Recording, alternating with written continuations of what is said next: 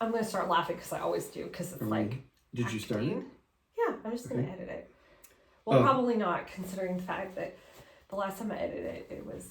Never mind, go ahead. Okay.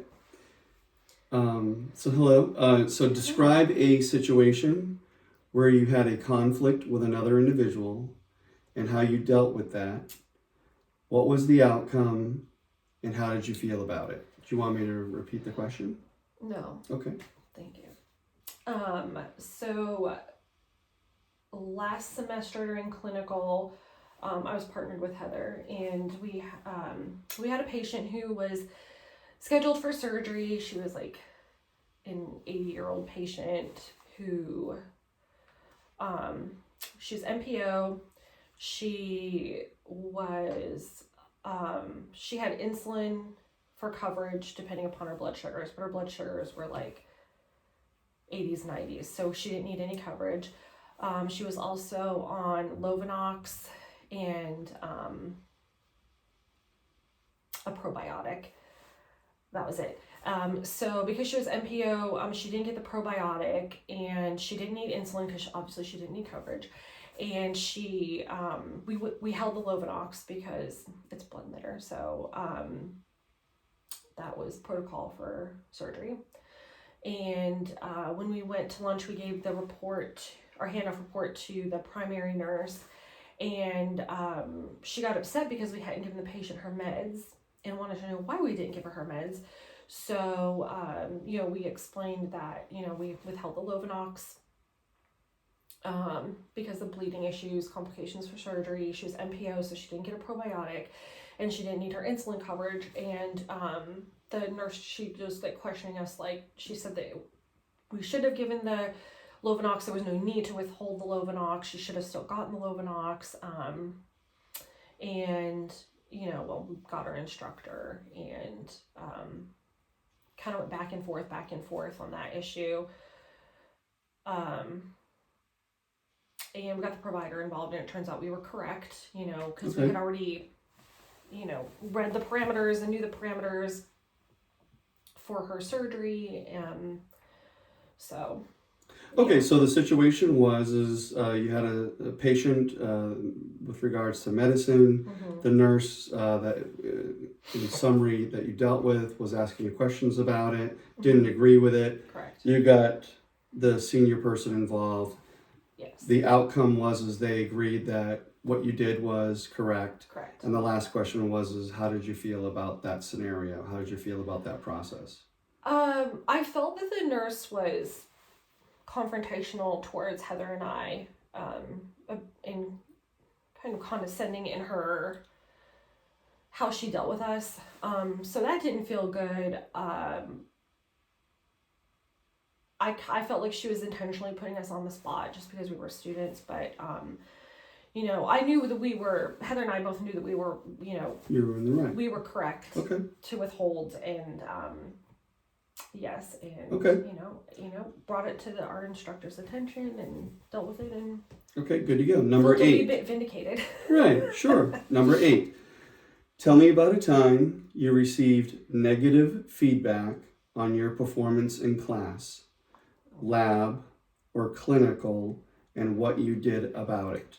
So tell me a time that you received negative feedback on your performance in class, lab, or clinical, and what did you do about it, or how did you feel about it?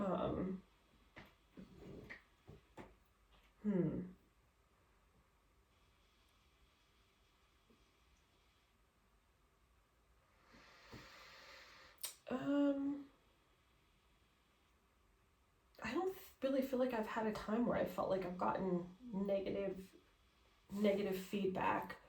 Something that was actually negative. Maybe constructive criticism I've received.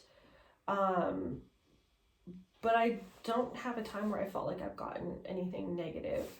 Okay. I always feel like everything's a learning experience. So. And what you did about it, so you didn't really feel like that's really come up yet. Mm-mm. And and how you felt about it is, Yeah, I mean, the only thing I can think of is last semester, we started to do our nurses' notes, and we had been taught by a previous instructor, just to put, like received, report from off-going nurse and,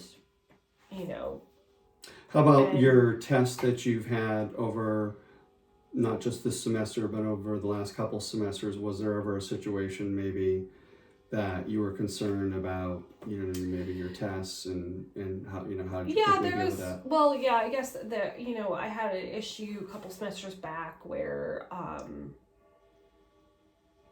I had gotten a grade that didn't reflect what I had thought in terms of like counting the number of questions I missed and points. Okay. And I brought that to the instructor's attention. Was that rectified or was it was, okay. yeah. I was not getting partial credit for the select all that apply questions, Okay. but it got solved. Good. And Good to go. So how'd you feel about that? Was that a good resolution? I was Good outcome? happy with the resolution. Okay. So that was good. Good. Number 9. How do you prioritize projects and tasks when scheduling your time? How do you prioritize projects and tasks when scheduling your time? And give me maybe 1 or 2 examples. So I like to look at what I have to do, or like on a calendar, try to mark it. Look at that calendar behind you. Boom. Yes, although it's from August, I haven't updated that one. Been a little busy. Yeah, so I like to write down what I have to do, due dates, things like that. With my patients, I like to prioritize like medication times, which patients are higher acuity, try to cluster my care for patients. I'm still kind of learning that whole time management with multiple patients for patient care. Okay, can you give me maybe 1 example, maybe something real life scenario, maybe while you've done your precepting or...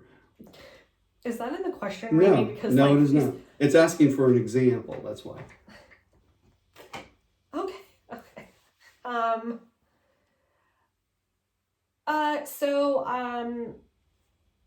I had a patient a couple weeks ago who was having a lot of pain and issues controlling her pain level. Yeah.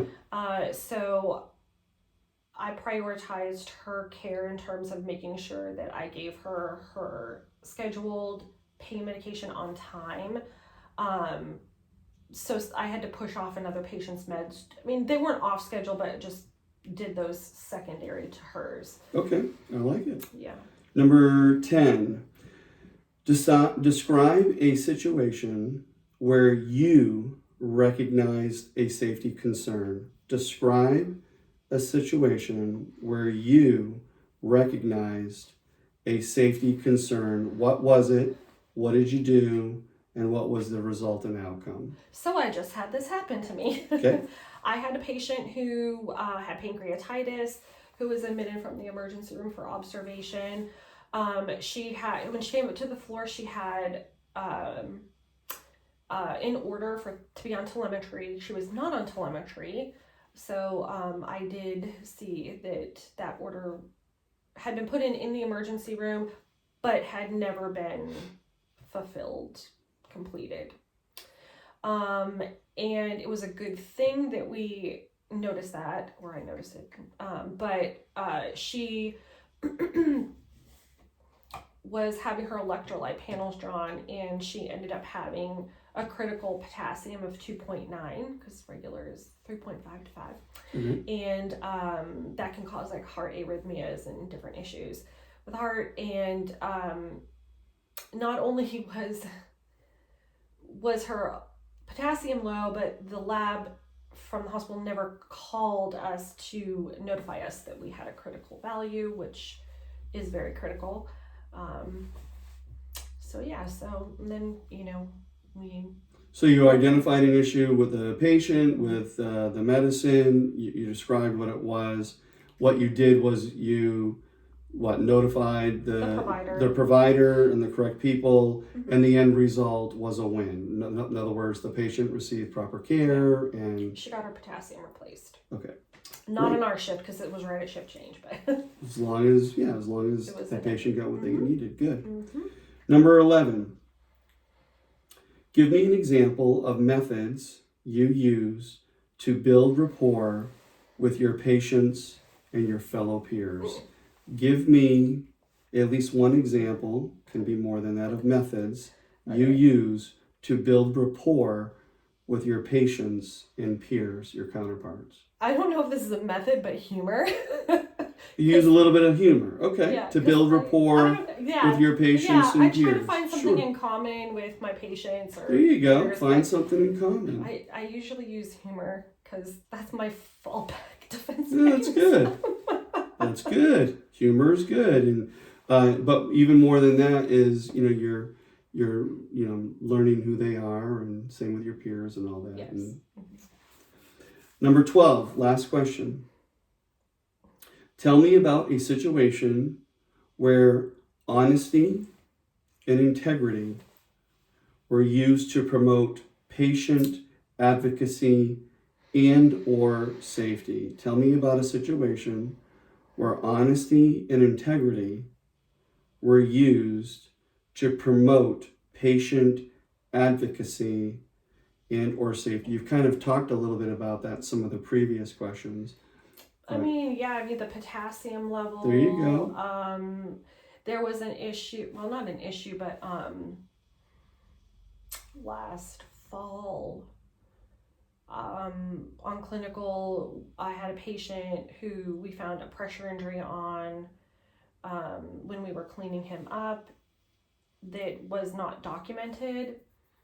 So, we did document that. We notified wound care. So They there's came and your assessed the honesty and integrity. It was Yes. something wasn't documented. Yes. You stepped in, it was documented correctly, you notified the proper Yep. people, okay? And the patient was seen by wound care. Okay, and that of course promotes patient advocacy. Fantastic. Yeah, well, that's true. Great. Oh, And safety. that was a really great connection there, Amy. That's right. Those are your questions, All right. 7 through 12. Great Thank job. Thank you. Thanks for helping me, honey. Appreciate it.